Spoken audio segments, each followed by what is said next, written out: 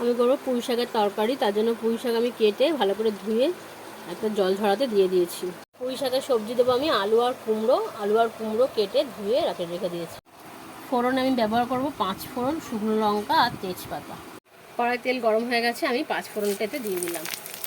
মাঝারি সাইজের পেঁয়াজ আমি কুচিয়ে নিচ্ছি আর 2টো কাঁচা লঙ্কা। ফোড়নটা হয়ে গেছে, আমি পেঁয়াজটাকে দিয়ে দেবো।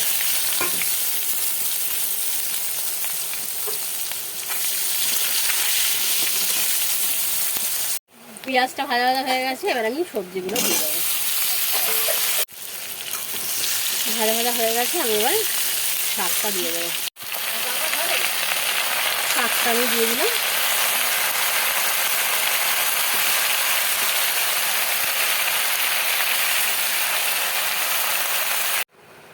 শাকের মধ্যে আমি দিয়ে দিলাম নুন, মিষ্টি, লঙ্কা গুঁড়ো, হলুদ গুঁড়ো, জিরে গুঁড়ো আর ধনে গুঁড়ো।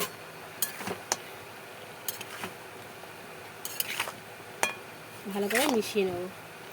মিশিয়ে একটু জল দিয়ে আমি ঢাকা দিয়ে দেবো, কেন সবজিগুলো আমায় সিদ্ধ হতে হবে। পুঁই শাক চচ্চড়ি আমার রেডি।